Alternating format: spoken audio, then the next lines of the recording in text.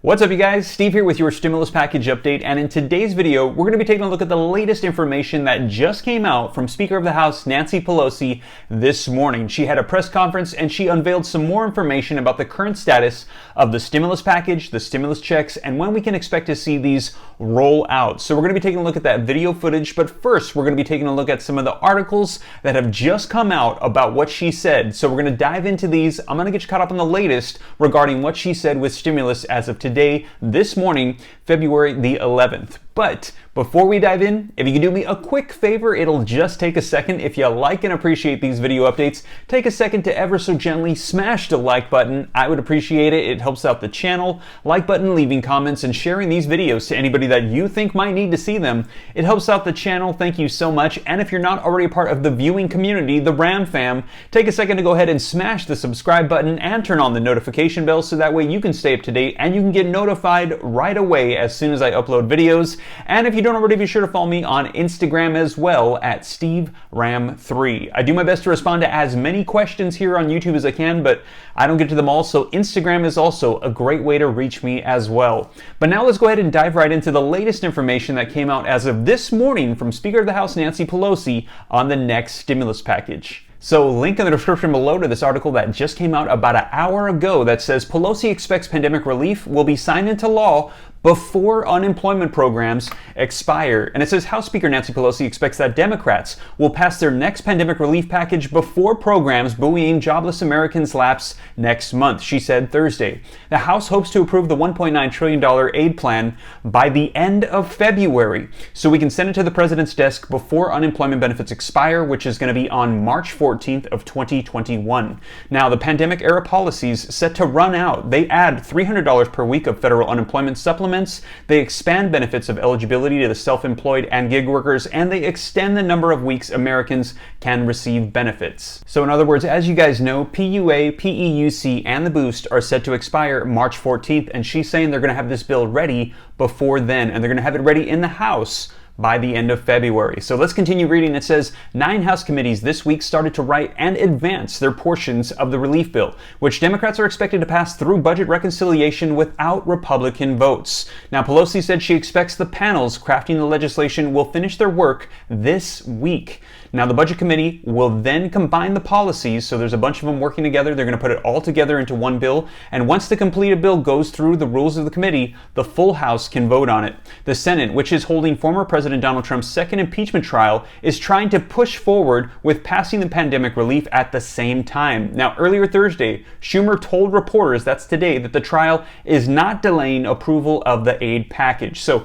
simultaneously, while they're trying to do stimulus, we're also dealing with the impeachment trial. And if you'd like to see the latest on that, be sure to check it out right here. I just uploaded this morning some of the new footage that they revealed that has never been seen before that's going on right now in that Senate impeachment trial. Reading on, the article says that the push to pass another relief package comes as the U.S. tries to ramp up its pandemic vaccination efforts and sustain jobless Americans until the economy returns to some form of normalcy. The latest data shows that more than 20 million people are receiving unemployment benefits across programs currently in place. So wow, 20 million people right now in the U.S. are currently unemployed. If Congress does not renew the policies before March 14th, nearly 11 million people could lose benefits, according to one estimate, because there's about 11 million of that 20 million that are currently on federal unemployment benefits. Now, the House proposal would increase the current $300 per week supplement to $400 per week. It would also keep that measure along with others expanding benefit eligibilities in place through August 29th. Now, we had originally heard that President Joe Biden had suggested September 30th, but for whatever reason, they cut it down by 1 month. So that is the latest that we heard as of this morning. As you heard, Speaker of the House Nancy Pelosi said that we're going to be going ahead and getting this ready in the House before the end of the month to be moved on to the President and the Senate and passed before March 14th. But now let's go ahead and take a look at the actual video footage so we can see it for ourselves. So let's go ahead and dive right in.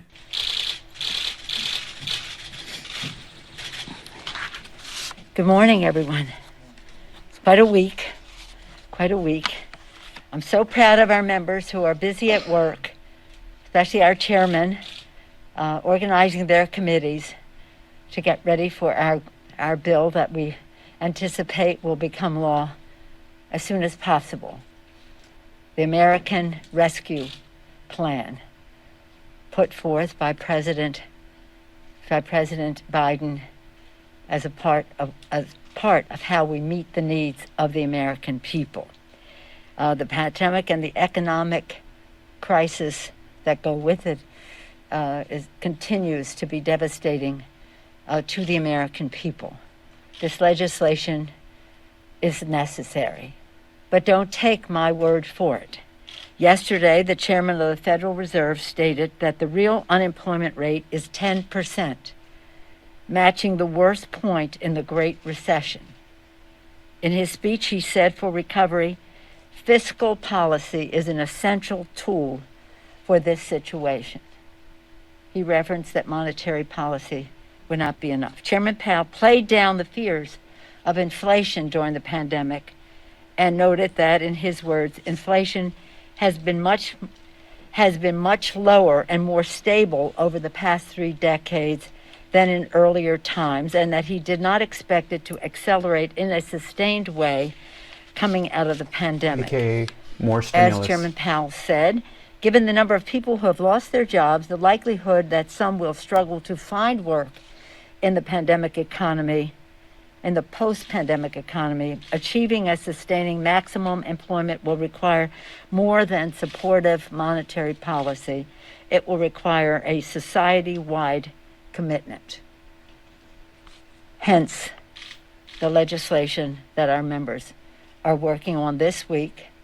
We hope to finish our markups in committee this week and then send it to the Budget Committee next week for them to work their will on it, then to the Rules Committee, and then to the floor, and we hope to have this all done by the end of February.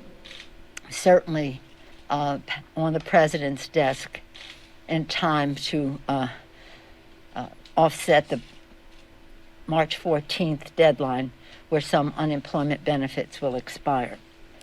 Again, that is about the livelihood of the American people, about the lives of the American people.